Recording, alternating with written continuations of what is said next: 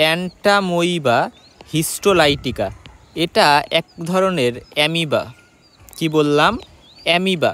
তো এই অ্যামিবা দ্বারা বিভিন্ন ইন্টেস্টিনাল ডিজিজ হইতে পারে। কি হইতে পারে? Intestinal disease. ইন্টেস্টিনাল ডিজিজের মধ্যে ইন্টেস্টাইনে এরা আলসার করতে পারে, এরা হচ্ছে ডিসেন্ট্রি করতে পারে, যেটাকে আমরা অ্যামিবিক ডিসেন্ট্রি বলি। তো এরকম বিভিন্ন ধরনের প্রবলেম কিন্তু এরা ক্রিয়েট করবে। এবং এদের আরেকটা স্পেশাল ফিচার হচ্ছে এরা এক্সট্রা ইন্টেস্টিনাল প্রবলেম, স্পেশালি লিভারে কি করতে পারে? লিভারে যায় একটা অ্যাবসেস তৈরি করতে পারে। অ্যাবসেস মানে আমরা জানি সেখানে পাস ফিল্ড একটা মানে অ্যাবসেস ক্রিয়েট হয়, এবং এই অ্যাবসেসটাতে যে পাসটা পাওয়া যায় সেটা একটা স্পেশাল নাম আছে, যেটাকে আমরা বলি অ্যানকোবিসস পাস। ঠিক আছে, অ্যানকোবিসস পাস। তো এই যে বিষয়গুলা, এই সম্পূর্ণ বিষয় নিয়ে আলোচনা করব। এবং আলটিমেটলি আরেকটা ইম্পর্টেন্ট বিষয় হচ্ছে এরা কিন্তু মানে শুধু লিভারেই ড্যামেজ করবে এরকম না, অন্য অন্য অর্গানও এরা ছড়ায় যাইতে পারে, মেটাস্টেসিস হইতে পারে, বা আমরা বলতে পারি এক্সট্রাইন্টেস্টাইনাল ম্যানিফেস্টেশন প্রকাশ করতে পারে। বাট এরা প্রাইমারিলি ইন্টেস্টাইনকে এফেক্ট করে, ইন্টেস্টাইনে আলসার করে, ডিসেন্ট্রি করে, ব্লাডি ডায়রিয়া হয়, এটাকেই তো আমরা ডিসেন্ট্রি বলি। তো অ্যান্টামোইবা হিস্টোলাইটিকা যেটা, এটার ফার্স্টে আমাদের স্ট্রাকচার নিয়ে একটু জানা দরকার। মনে রাখতে হবে যে এটা কিভাবে ছড়ায়। একজন মানুষ, একজন হিউম্যান, এই হিউম্যানটা যখন খাবার খাইলো, কন্টামিনেটেড কোনো ফুড বা কন্টামিনেটেড কোনো ড্রিঙ্ক সে নিল, পানি জাতীয় কিছু খাইলো, এবং সেখানে যেটা হয় এই অ্যান্টামোইবা হিস্টোলাইটিকা, এই যে অ্যামিবাটা, এটার সিস্ট একটা ফর্ম থাকে, সিস্ট। এই সিস্ট যে ফর্মটা থাকে, সিস্ট ফর্মের যে ম্যাচিউর ফর্ম, কি বললাম? ম্যাচিউর যে সিস্ট থাকে, এই ম্যাচিউর সিস্টের মধ্যে, তো সিস্টের মধ্যে একটা নিউক্লিয়াস, দুইটা নিউক্লিয়াস, চারটা নিউক্লিয়াস। সো এরকম একটা চারটা নিউক্লিয়াস যুক্ত একটা সিস্ট, যেটাকে আমরা বলি কোয়াড্রি নিউক্লিয়েট সিস্ট। কি বললাম? কোয়াড্রি নিউক্লিয়েট সিস্ট। এই কোয়াড্রি নিউক্লিয়েট সিস্টটা যখন মানুষ খায়, কিসের সাথে? ফুডের সাথে বা ড্রিঙ্কের সাথে, তখন সেই জিনিসটা খাওয়ার মাধ্যমেই মেইনলি এই অ্যামিবায়োসিস, বা আমি বলতে পারি যে এই অ্যান্টামোইবা হিস্টোলাইটিকার যে ম্যানিফেস্টেশনগুলো, সেগুলো আস্তে আস্তে প্রকাশ পাবে। তার ডিসেন্ট্রি হইতে পারে, তার অ্যামিবিক লিভার ডিজিজ হইতে পারে। 8 থেকে 10% মানুষের ক্ষেত্রে দেখা যায় অ্যামিবিক লিভার ডিজিজ বা এক্সট্রা ইন্টেস্টাইনাল ম্যানিফেস্টেশনগুলো প্রকাশ পাইতে পারে। তো এখন এই যে কীভাবে ছড়ায় সেটা জানলাম। তার মানে কি? এটার যে ইনফেক্টিভ ফর্ম অর্থাৎ যেটা দ্বারা ছড়াইতেছে, সেই ইনফেক্টিভ ফর্মটা হচ্ছে একটা কোয়াড্রি nucleate cyst, right? কোয়াড্রি nucleate cyst. তো এই কোয়াড্রি নিউক্লিয়েট সিস্ট হচ্ছে ইনফেক্টিভ ফর্ম অ্যান্টামোইবা হিস্টোলাইটিকার। বাট এটা দ্বারা বডিতে ইনফেকশন ছড়াচ্ছে, কিন্তু আসলে যে ড্যামেজটা করে, সেই ড্যামেজ করার জন্য এই সিস্টটা পরবর্তীতে ট্রোফোজয়েটে কনভার্ট হয়। কিসে কনভার্ট হয়? ট্রোফোজয়েট। সো সিস্টিক ফর্ম থেকে এটা ট্রোফোজয়েট ফর্মে কনভার্সন হয়। কিন্তু যেই জিনিসটাকে আমরা বলি এক্সিস্টেশন। কি বললাম? এক্সিস্টেশন। সো এই এক্সিস্টেশনের মাধ্যমে এরা হচ্ছে এই ইনফেক্টিভ ফর্ম অর্থাৎ সিস্ট থেকে এরা ট্রোফোজয়েট একটা ফর্মে কনভার্ট হয়। তার মানে আমরা জানলাম যে মেইনলি সিস্টিক ফর্ম থেকে ট্রোফোজয়েট ফর্ম থাকে, এবং এর বিভিন্ন ফর্মে এই অ্যামিবাটা থাকতে পারে। তো এই সিস্টিক ফর্মটাকে বলি আমরা ইনফেক্টিভ ফর্ম, আর ট্রোফোজয়েট ফর্মটাকে আমরা বলি হচ্ছে অ্যাক্টিভ স্টেজ বা অ্যাকচুয়ালি ডিজিজ বা ড্যামেজিং যে স্টেজটা, যেই অবস্থাটা যায় এরা অ্যাকচুয়ালি ড্যামেজটা করতেছে। বাট এই ট্রোফোজয়েটটা কিন্তু মানুষের বডির মধ্যেই যায় তৈরি হইতেছে, এরা বাইরে থাকতে পারে না, বাইরে সার্ভাইভ করতে পারে না। ঠিক আছে? এবং ট্রোফোজয়েটটা আমরা মনে রাখবো, এরা এদের ইনজেস্ট করলেও এরা ডিজিজ করবে না। কারণ হচ্ছে এরা গ্যাস্ট্রিক জুস দ্বারা ওই অ্যাসিডিক কন্ডিশনে এরা নষ্ট হয়ে যায়। সো এরা ইন্টেস্টাইনে যায়, এই সিস্ট ফর্মটা খাবারের মাধ্যমে যখন ইন্টেস্টাইনে যায়, এই সিস্ট ফর্মটা হচ্ছে এক্সিস্টেশনের মাধ্যমে ট্রোফোজয়েটে কনভার্ট হয়, এবং সেখানে ট্রোফোজয়েটের ডিজিজটা করে। আচ্ছা, তো এখন দেখো সিস্ট ফর্ম নিয়ে কিছু কথা বলি, যে এটা সেই ফর্ম যেটা ইনফেকশনটাকে স্প্রেড করে, এবং এরা ওয়াটারে, সয়েলে, ফুডে, বিভিন্ন জায়গায় এরা সার্ভাইভ করতে পারে, এবং পরবর্তীতে হিউম্যানের বিভিন্ন ওয়েতে, ড্রিঙ্কের মাধ্যমে, ফুডের মাধ্যমে মানুষের বডিতে ঢুকবে। এবং এদের শেপটা একটু রাউন্ড হয়, এদের সাইজটা একটু ছোটো হয়। ট্রোফোজয়েটের সাইজ আরও বড় হয়, হ্যাঁ, এটার সাইজ একটু ছোটো, 10 থেকে 20 মাইক্রোমিটারের মতো, এবং একটা টাইনি বাবেলের মতো। আমরা যদি একটু ছবিটা দেখেছি তাহলে ভালো বুঝবো। দেখো এইটা হচ্ছে সিস্ট, এটা হচ্ছে সিস্ট, এবং এখানে আমি কোয়াড্রি নিউক্লিয়েট একটা সিস্ট দেখাইছি। বাট মনে রাখবা সিস্টের আবার বিভিন্ন স্টেজ আছে। ধরো এই যে একটা সিস্ট, এই সিস্টের মধ্যে একটা নিউক্লিয়াসও থাকতে পারে। তো একটা নিউক্লিয়াস যখন থাকে সেটা ম্যাচিউর না, এটা হচ্ছে ইম্যাচিউর সিস্ট। বাট পরবর্তীতে একটা থেকে, দুইটা থেকে, তিনটা থেকে আলটিমেটলি এটা 4টা সিস্টে যখন হয়, তখন এটাকে আমি বলি একটা ম্যাচিউর সিস্ট। এটা হচ্ছে ম্যাচিউর কোয়াড্রি নিউক্লিয়েট একটা সিস্ট। এবং এই সিস্টের এই যে মাঝ বরাবর এই যে জিনিসটা দেখতেছো, এই জিনিসটাকে আমরা বলি হচ্ছে ক্যারিওসোম। কি বলি? ক্যারিওসোম। তো এই জিনিসটাকে আমি বলি ক্যারিওসোম। ঠিক আছে?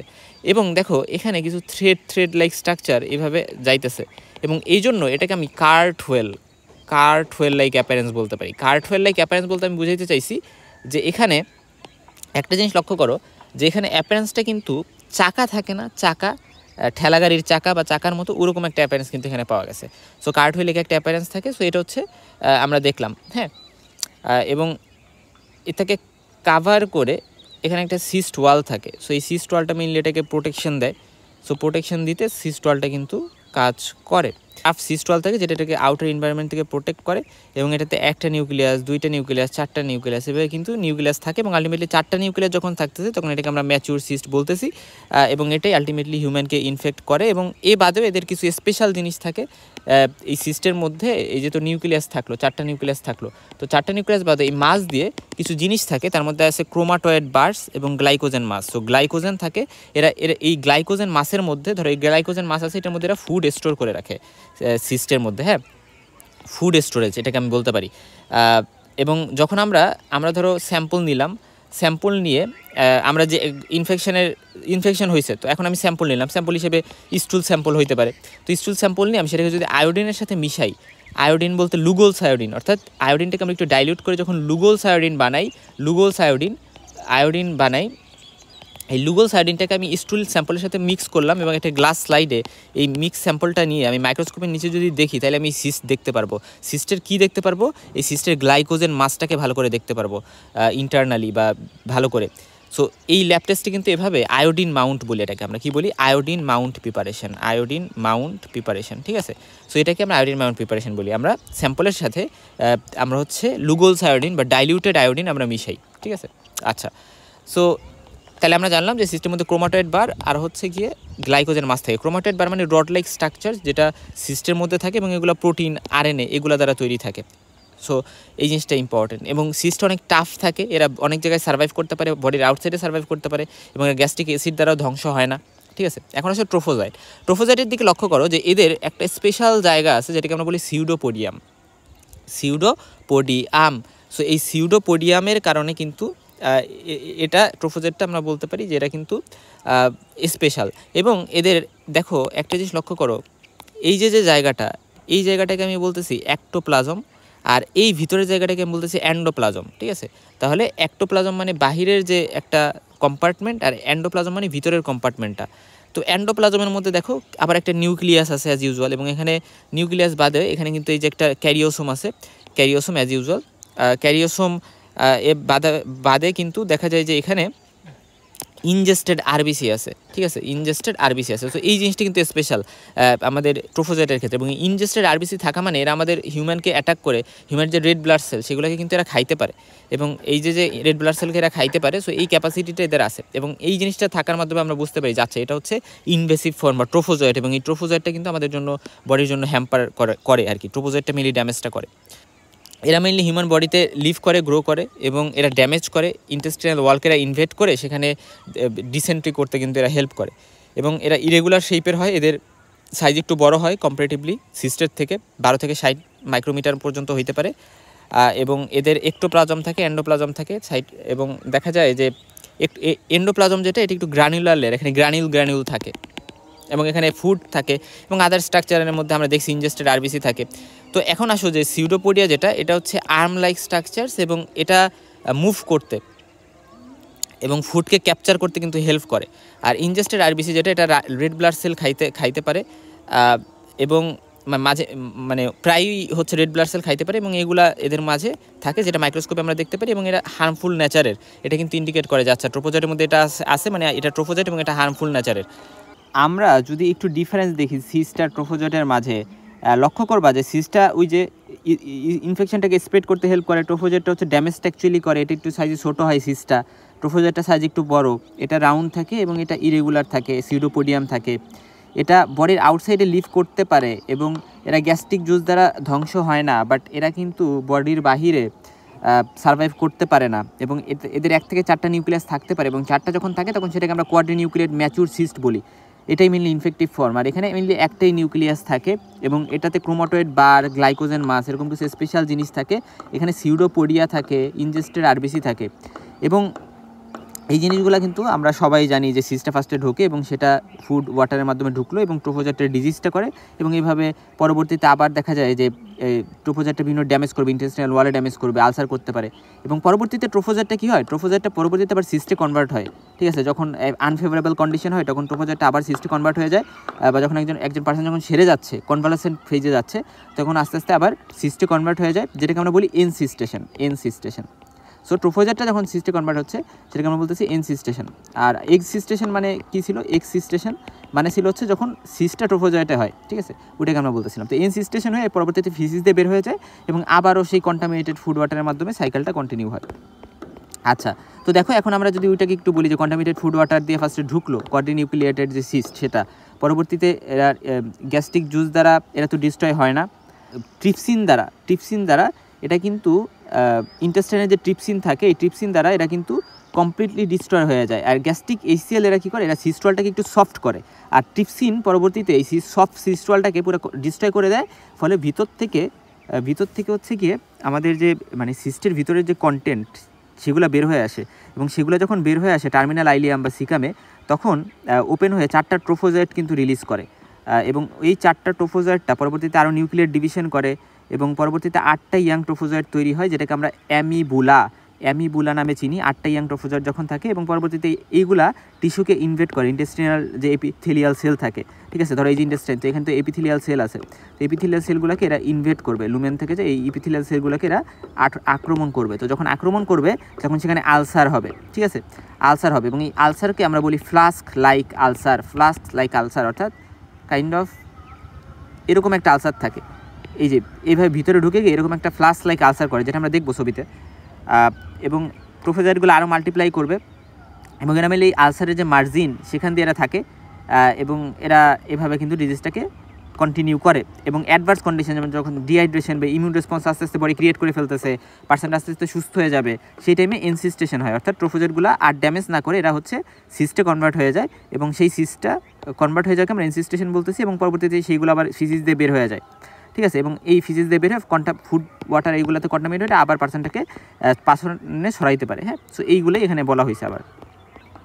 আচ্ছা, এখন একটা জিনিস ইম্পর্টেন্ট, সেটা দেখো যে কী ডিজিজ করে এন্টামোয়েবা হিস্টোলাইটিকা। ইন্টেস্টিনাল অ্যামিবাইসিস করে, যেটা আগেই বলে আসছি, এবং ইন্টেস্টিনাল অ্যামিবাইসিস বলতে আলসার করতে পারে এবং ডিসেন্ট্রি করবে, ব্লাডি ডায়রিয়া করবে। ওকে, এবং এরা এক্সইন্টেস্টিনাল ম্যানিফেস্টেশনের মধ্যে এরা কিন্তু কী করতে পারে, এরা ব্লাড দিয়ে, অর্থাৎ ইন্টেস্টাইন থেকে পেনিট্রেট করে এরা ব্লাডে চলে যাবে, ব্লাডে গিয়ে এরা হচ্ছে গিয়ে অ্যাবসেস ফর্মেশন করবে এবং 2 থেকে 8% পেশেন্ট যারা ইন্টেস্টিনাল অ্যামিবাইসিস হয় তাদের ক্ষেত্রে এরকম এক্সট্রাইন্টেস্টিনাল সিমটমসের প্রকাশ পাইতে পারে। সেক্ষেত্রে লিভারকে সবথেকে কমনলি ইনভেড করে, আক্রমণ করে এবং এটাকে আমরা বলি অ্যামিবিক লিভার ডিজিজ, ব্যাপারটা এরকম আর কি, বা অ্যামিবিক লিভার অ্যাবসেস, লিভারে যে অ্যাবসেস করে।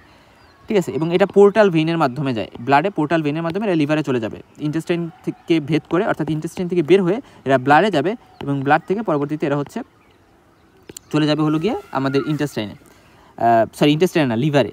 ওকে, এবং এরা মেনলি রাইট অ্যাবডোমেনে পেইন করবে, যেহেতু লিভার রাইট হাইপোকন্ডিয়াক রিজনের ওই দিক দিয়ে থাকে, ফিভার থাকবে, লিভারটা ইনলাস্ট করে ফেলবে, হেপাটোমেগালি করতে পারে এবং পালমোনারি অ্যামিবাইসিস করতে পারে, যদি লাংকে অ্যাটাক করে তাহলে কাফ, ব্রিদিংয়ের সমস্যা, শ্বাসকষ্ট, বুকে ব্যথা, ব্রেইনকেও এফেক্ট করতে পারে। এটা খুবই রেয়ার, বাট হইলে খুবই সিরিয়াস। এরা সেইজার, হেডেক, কোমা, ডেথ এগুলো করতে পারে। মিউকোকিউটিনাস অ্যামিবাইসিস হইতে পারে, সেক্ষেত্রে নেক্রোসিস, তারপরে স্লামিং অফ স্কিন, আলসার সেগুলো করবে, কিডনিকে এফেক্ট করতে পারে, স্প্লিনকে এফেক্ট করতে পারে, ইউরোজেনিটাল অ্যামিবাইসিস হইতে পারে। তো এই জিনিসগুলো আমরা একটু জাস্ট জানবো এবং এরপর আসা যাক এরা কীভাবে প্যাথোজেনিসিটি করে। এরা ট্রোফোজাইট তো ইনভেট করবে বিভিন্ন জায়গায়, যেমন ফার্স্ট ইন্টেস্টাইনে ইনভেট করলো, আমি ধরলাম ইন্টেস্টিনাল ওয়ালে, এবং সেখানে বিভিন্ন এনজাইম এরা কিন্তু সিক্রিয়েট করে। মানে যখন ইন্টেস্টিনাল সেলকে, এই যে ইন্টেস্টিনাল যে সেলগুলো থাকে এপিথেলিয়াল সেল, এখানে ধরলাম আমি ট্রোফোজাইটটা ইন্টেস্টিনাল সেলকে অ্যাটাক করার পর এখানে বিভিন্ন এনজাইম রিলিজ করে এই ট্রোফোজাইট, এবং যেই এনজাইমের ফলে বা বিভিন্ন ভিরুলেন্স ফ্যাক্টর থাকে, আমরা দেখবো একটু পরে যে কী ভিরুলেন্স ফ্যাক্টর থাকে অ্যান্টিমোয়েবা হিস্টোলাইটিকার, সেই ভিরুলেন্স ফ্যাক্টরগুলোর মাধ্যমে মেনলি ড্যামেজটা করে। এবং এটা অন্যান্য ব্লাস্টিমের মাধ্যমে, ব্লাডের মাধ্যমে অন্যান্য ডিস্টেন্ট অর্গানে মেটাস্টেসিস হইতে পারে, লিভার, লাং, ব্রেইনে, এবং সেখানে যে নেক্রোসিস করবে, টিস্যুর ডেথ করবে এবং অ্যাবসেস ফর্মেশন করবে এবং ডায়রিয়া, ডিসেন্ট্রি এগুলো তো করতেই পারে ইন্টেস্টাইন যখন হচ্ছে গিয়ে অ্যাটাক করে।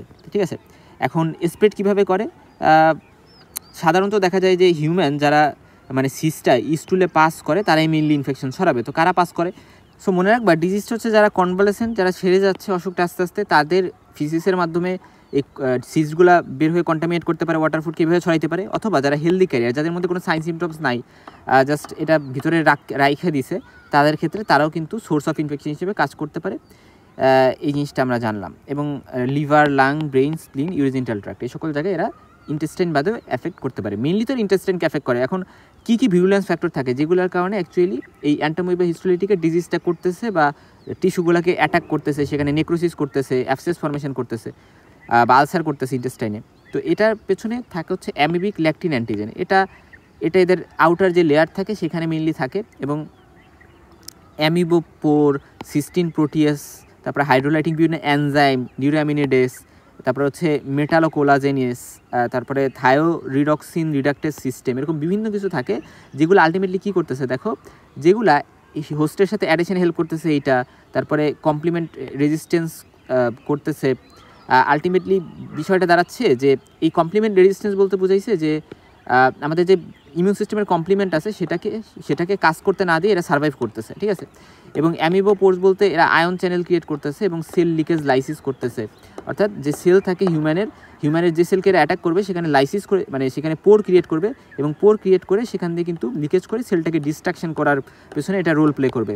নামের সাথেই পোর আছে, ঠিক আছে। তো এরকম কয়েকটা নাম মনে রাখতে পারো। কিছু এনজাইম আছে, যেমন ধরো হাইড্রোলাইটিক এনজাইম, এগুলো কী করে আরএনএ, প্রোটিন, ফসফেটস এগুলোকে ভেঙে ফেলে হোস্ট সেলের এই সকল স্ট্রাকচারকে, এভাবে সেল ড্যামেজ করবে।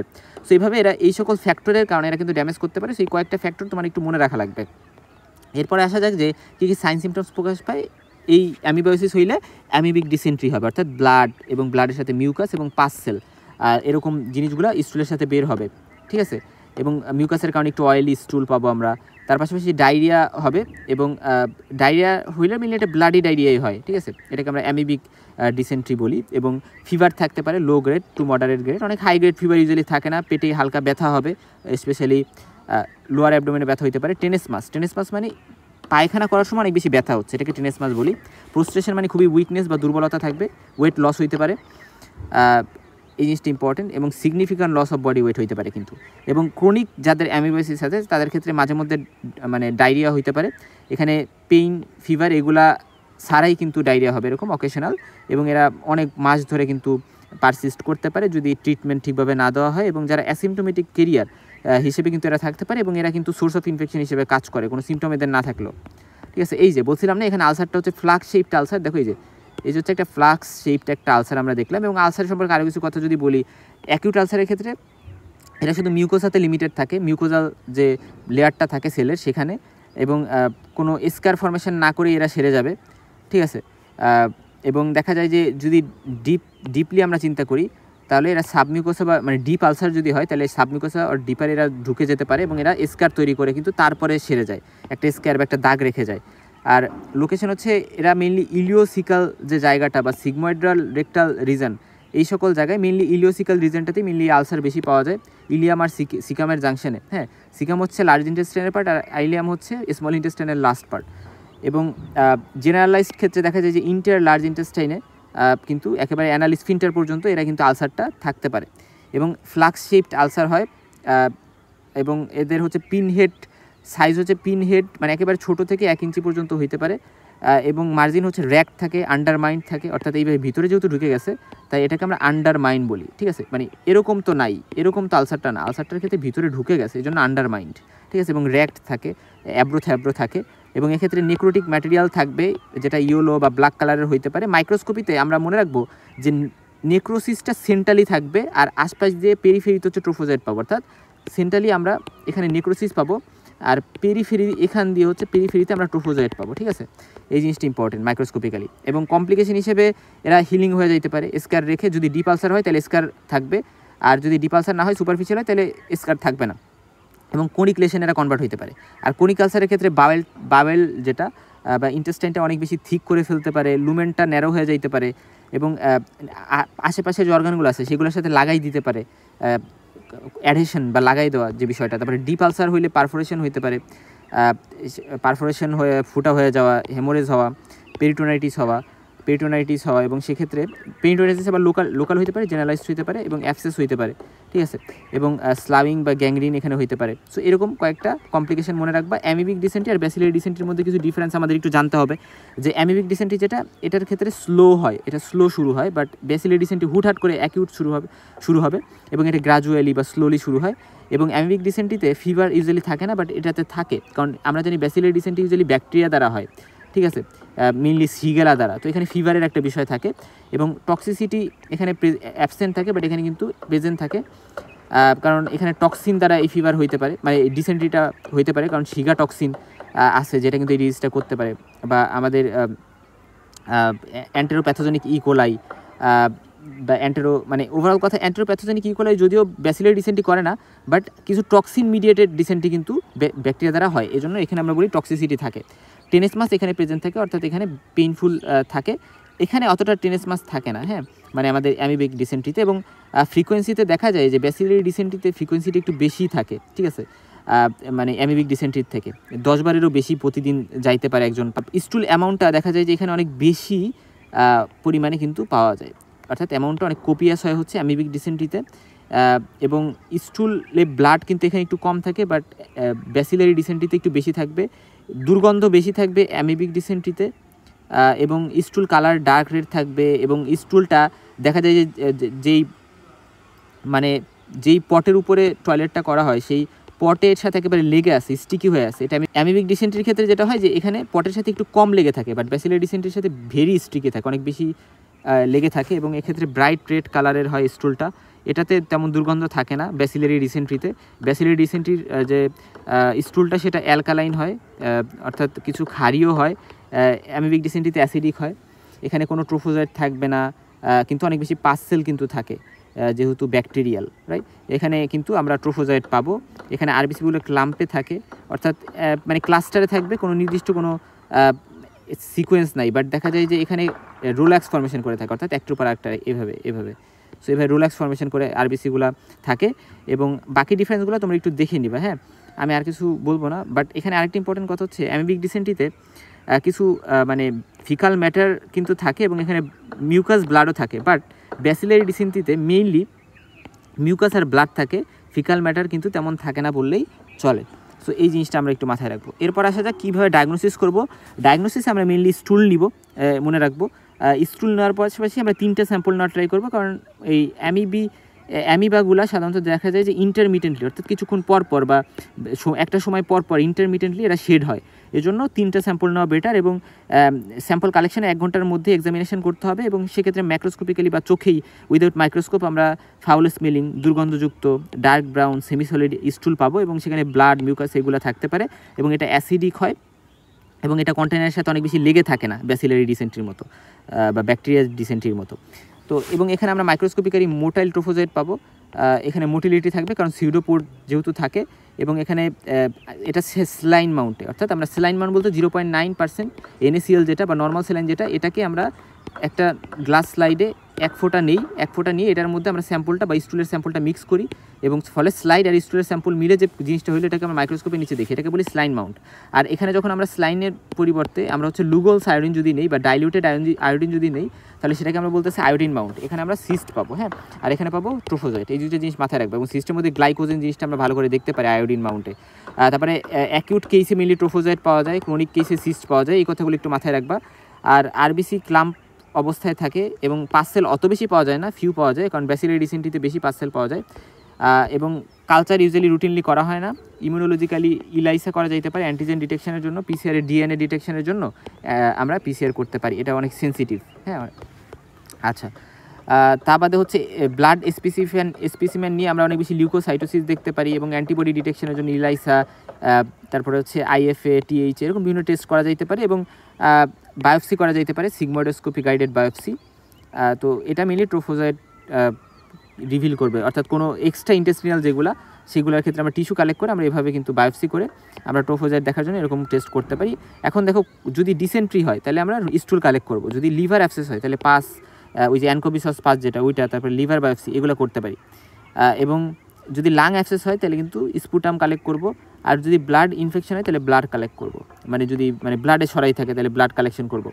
হেপাটিক অ্যামিবাসিসের মানে যদি আমরা একটু প্যাথোজেনেসিসটা দেখি ওই সেমভাবেই যে এরা ফার্স্টে পোর্টাল সার্কুলেশনের মাধ্যমে ইন্টেস্টাইন থেকে যাবে এবং পরবর্তীতে লিভারে গিয়ে এরা যে নিউট্রোফিল কিন্তু ট্রোফোজাইটটাকে অ্যাটাক করে কিল করার জন্য, বাট কিল করতে পারে না। বাট নিউট্রোফিলগুলো বিভিন্ন লাইটিক এনজাইম সিক্রেট করে যেগুলো টিস্যুর ড্যামেজ করে, নিজের টিস্যুরই ড্যামেজ করে। এবং ট্রোফোজয়েড বিভিন্ন প্রোটিয়েস, কোলাজিনেস বা ইলাস্টেজেস বিভিন্ন এনজাইম সিক্রেট করে যেগুলো লিভারের সেলকে ড্যামেজ করে, ওখানে অ্যাবসেস তৈরি করে, নেক্রোসিস করে। সো এই জিনিসটা ইম্পর্টেন্ট। এবং মনে রাখবা যে লিভার অ্যাবসেস রাইট লোবে বেশি কমন, কারণ রাইট যে পোর্টাল ভেইনটা থাকে এটা ডায়ামিটার অনেক বেশি থাকে এবং স্ট্রেট থাকে, এবং যেহেতু স্ট্রেট থাকে এই জন্য ট্রোফোজয়েডগুলো সহজে রাইট লোবে পৌঁছাইতে পারে, এই জন্য রাইট লোব বেশি এফেক্টেড হয়। এবং আমরা যদি লিভার অ্যাবসেসের মরফোলজিটা দেখি, এটা সিঙ্গেল একটা অ্যাবসেস তৈরি হয়, অনেক বেশি মাল্টিপল অ্যাবসেস থাকে এরকম না, এবং রেডিশ ব্রাউন এবং সেমি সলিড গ্র্যানুলার কনসিস্টেন্সি থাকে ওই জায়গার অ্যাবসেসটাতে। এবং পাশাপাশি অ্যাবসেস ওয়ালটা র্যাক থাকে, সেগি থাকে, এবং এখানে হাইপারেমিক অর্থাৎ রেড এবং ইনফ্লামড এরিয়া থাকে অ্যাবসেস ওয়াল এবং হেলদি টিস্যুর মাঝে। হ্যাঁ, হাইপারেমিক জোন থাকে একটা। এবং সেন্ট্রাল জোনে আমরা হচ্ছে গিয়ে গ্রানিউলার ম্যাটেরিয়াল পাবো, কোনো ট্রোফোজাইট পাবো না, কারণ ট্রোফোজাইট পেরিফেরাল জোন দিয়ে থাকবে। এবং মিডল জোনে আমরা হচ্ছে গিয়ে ডিজেনারেটেড যে লিভার সেলগুলো যেগুলো নষ্ট হয়ে গেছে, ডাব্লিউবিসি, এগুলা পাবো মিডল জোনে। হ্যাঁ, এবং মাঝে মধ্যে ট্রোফোজয়েটও পাওয়া যেতে পারে। সো এই তিনটা জোন আমরা মনে রাখবো মাইক্রোস্কোপিক্যালি। এবং সিমটমসগুলো আস্তে আস্তে শুরু হয়। শোল্ডার মানে রাইট শোল্ডারে কিছুটা পেইন হইতে পারে, ড্রাই কাফ হইতে পারে, এবং ফিভার আসবে যাবে, এরকম ইন্টারমিডিয়েন্ট ফিভার থাকবে, অনেক বেশি ওয়েট লস হইতে পারে। জন্ডিস রিয়ারলি হয়, তেমন একটা হয় না। এবং লিভারটা ইনলার্জ থাকবে, হেপাটোমেগালি থাকবে, এবং রাইট লাং কিন্তু কলাপস করতে পারে। তারপরে প্লুরাল ইফিউশনও পাওয়া যাইতে পারে। হার্টবিট কিন্তু আপওয়ার্ড অনেক বেশি পুশ হচ্ছে এরকম বোঝা মানে পাওয়া যাইতে পারে। বাওয়েল অনেক বেশি থিকেন হয়ে যাবে, বাওয়েল টেন্ডার হবে। আচ্ছা, এবং এখন আসো যে আমরা পাস কালেক্ট করবো, এবং পাস কালেক্ট করে আমরা পাসটা যদি দেখি, এটা ঠিক হবে। পাসটা অনেক ঘন এবং এটা ব্রাউন কালারের, ব্যাড স্পেলিং, যেটাকে আমরা অ্যানকোবি সস পাস বলি। এবং এটা কিন্তু মাইক্রোস্কোপিক্যালি আমরা ডেড লিভার সেল পাবো, আরবিসি পাবো, এবং কিছু ডাব্লিউবিসিও পাবো। এবং এজ দিয়ে বা পেরিফেরি দিয়ে আমরা ট্রোফোজয়েড দেখতে পারবো। এবং আদার টেস্টের মধ্যে liver biopsy, blood test, স্টুল test, imaging, এরকম বিভিন্ন টেস্ট কিন্তু করা যাবে। এবং আমরা মেইনলি হচ্ছে এই টেস্টগুলোর মাধ্যমে কী কী জিনিস পাবো সেগুলো আমরা একটু দেখে নেব। যেমন লিভার বায়োপসিতে ট্রোফোজয়েড আমরা দেখতে পাবো, এখানে কোনো সিস্ট কিন্তু আমরা দেখতে পাবো না। ব্লাড টেস্টে আমরা ডাব্লিউবিসি কাউন্ট অনেক বেশি পাবো, স্টুল টেস্টে আমরা সিস্ট পাবো, এবং ইমেজিংয়ে এক্সরে থেকে আমরা রাইট ডায়াফ্রামটা একটু রেস্ট পাইতে পারি। ইউএসজি করলে আমরা অ্যাবসেস পাবো লিভারে। সো এই জিনিসগুলো আমরা একটু মাথায় রাখবো। কী কী কমপ্লিকেশন হইতে পারে, এরা রাপচার হয়ে যাইতে পারে অ্যাবসেসটা, ঠিক আছে, লিভার অ্যাবসেস যেটা। এবং রাপচার হয়ে মেইনলি রাইট সাইডেই তো এটা বেশি হয়। তো এরা মেইনলি রাপচার হয়ে দেখা যায় যে এক্সটার্নাল স্কিনে চলে আসতে পারে, এবং গ্রানুলোমা কিউটিস নামে একটা কন্ডিশন করতে পারে। লাঙে যায় এরা কিন্তু পালমোনারি অ্যামিবাইসিস করতে পারে, ফলে আমরা স্পুটামে ট্রোফোজয়েড পাইতে পারি। প্লুরাতে অ্যামিবাইক প্লুরাইটিস করতে পারে। পরবর্তীতে লেফট সাইডের যদি লিভার অ্যাবসেস হয় তাহলে সেটা রাপচার হয়ে স্টোমাকে যাইতে পারে, লেফট প্লুরাতে যাইতে পারে, পেরিকার্ডিয়ামে যাইতে পারে। যদি ডায়াফ্রামের মানে নিচে রাপচার হয় তাহলে সেক্ষেত্রে সাবফ্রেনিক অ্যাবসেস হইতে পারে। হেমাটোজেনাস স্প্রেড হয়ে এরা ব্রেইন, লাং, স্প্লিন বা বিভিন্ন ইউরোজেনিটাল অর্গানে কিন্তু চলে যেতে পারে। এখন অ্যান্টামোইবা হিস্টোলাইটিক আর অ্যান্টামোইবা কোলাই, এদের মধ্যে আমাদের একটু ডিফারেন্সটা জানতে হবে, ঠিক আছে। আমাদের মধ্যে একটা কথা মাথায় রাখতে হবে যে অ্যান্টামোইবা কোলাই যেটা, এটা কিন্তু মানে প্যাথোজেনিক না, এরা কাইন্ড অফ তেমন কোনো ডিজিজ করতে পারে না। হ্যাঁ, সো এই জিনিসটা মাথায় রাখবো। এখন ট্রোফোজাইটের সাইজ এখানে দেখা যায় যে স্মলার থাকে, এখানে একটু বেশি বড় থাকে। এরা ভেরি অ্যাক্টিভ, এরা স্লাগিশ, ওরকম অ্যাক্টিভ না। এদের সাইটোপ্লাজম ওয়েল ডিফাইন না। এরা হচ্ছে মানে সাইটোপ্লাজমিক ইনক্লুশনসের মধ্যে আরবিসি, ডাব্লিউবিসি, আদার টিস্যু ডেব্রিজ থাকে, কোনো ব্যাকটেরিয়া থাকে না, বাট এখানে ব্যাকটেরিয়া থাকতে পারে, ঠিক আছে। এবং দেখা যায় যে নিউক্লিয়াস কিন্তু আনস্টেইনড প্রিপারেশনে দেখা যায় না, কিন্তু এখানে আনস্টেইনড প্রিপারেশনেও নিউক্লিয়াস দেখা যায়। কেরিওসোম কেরিওসোমগুলো এক্সেন্ট্রিক্যালি থাকে, অর্থাৎ সেন্ট্রালি থাকে না। ধরো সিস্টের ফিচারগুলো আলাদা করে আমাদের একটু জানতে হবে, যেখানে সিস্টের ক্রোমাটয়েড বডিটি একটু রাউন্ড থাকে, এখানে ফিলামেন্টাস থাকে, এখানে স্মলার থাকে, এখানে লার্জার থাকে, এখানে 4টা নিউক্লিয়াস থাকে ম্যাচুরের ক্ষেত্রে, এবং এখানে 8টা নিউক্লিয়াস থাকতে পারে, ঠিক আছে। এবং এখানে সেন্ট্রিক থাকে বা সেন্ট্রালি থাকে, ক্যারিওসোম নিউক্লিয়াসের মধ্যে সেন্ট্রালি থাকে, বাট এখানে এক্সেন্ট্রিক থাকে বা আমরা বলতে পারি যে পেরিফেরি দিয়ে থাকে। এবং গ্লাইকোজেন মাস এখানে কিন্তু ইউনিনিউক্লিয়েটেড স্টেজেই শুধু গ্লাইকোজেন মাস ভিজিবল হয়, বা একটা নিউক্লিয়াস যখন থাকে, বাট এখানে কিন্তু বাইনিউক্লিয়েটেড স্টেজে গ্লাইকোজেন মাস ভিজিবল হয়, ঠিক আছে। এই জিনিসটা আমরা একটু মাথায় রাখবো।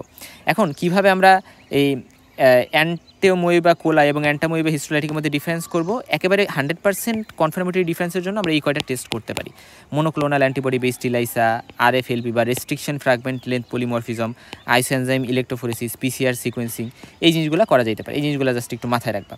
এখন কিভাবে আমরা এমিবায়োসিসের ম্যানেজমেন্ট করব? মনে রাখবা, ম্যানেজমেন্টের জন্য আমরা মেট্রোনিডাজল ওষুধ হিসেবে মেট্রোনিডাজল, টিনিডাজল, নাইট্রোজক্সানাইড এই ওষুধগুলো আমরা ইউজ করতে পারি। এগুলো আমরা ফার্মাকোলজিতে পড়ে আসছি। তা বাদে আমরা কিন্তু লুমিনাল সিস্ট এলিমিনেশনের জন্য আমরা মানে ইনিশিয়াল ট্রিটমেন্টের পরে আমরা আবার ডিলক্সোনাইট ফিউরিয়েট, প্যারামাইসিন, অর্থাৎ আমরা এই ড্রাগগুলোর পাশাপাশি আমরা কিছু লুমিনাল এজেন্ট দিতে পারি। এগুলো আমরা এই একসাথেই দিব। হ্যাঁ, তার মানে এটাও দিচ্ছি, এটাও দিচ্ছি। তো এটা হচ্ছে আমরা দিব। এরপরে লিভার অ্যাবসেস ম্যানেজমেন্টের জন্য আমরা কিন্তু অ্যাসপিরেশন করব, মানে লাং অ্যাবসেস যেটা, ওইটা হচ্ছে আমরা অ্যাসপিরেশনের মাধ্যমে আমরা হচ্ছে কী করব, অ্যাসপিরেশন পারফর্ম করতে পারি। এবং রাপচার্ড অ্যাবসেসের ক্ষেত্রে, যেটা রাপচার্ড হয়ে গেছে অ্যাবসেসগুলো, যেমন প্লুরাল ক্যাভিটিতে, পেরিকার্ডিয়াল স্যাকে, পেরিটোনিয়াল ক্যাভিটিতে ওই জায়গায় চলে গেছে, তাহলে ইমিডিয়েট অ্যাসপিরেশনের পাশাপাশি সার্জিক্যাল ড্রেনেজ করতে, অথবা সার্জিক্যাল ড্রেনেজ আমাদের করে ফেলতে হবে, এটা ইমিডিয়েটলি করতে হবে। এবং যদি স্মল সেরাসিপিউশনস থাকে, এগুলো এমনিতেই চলে যায়, মানে কোনো ড্রেনেজ করা ছাড়াই।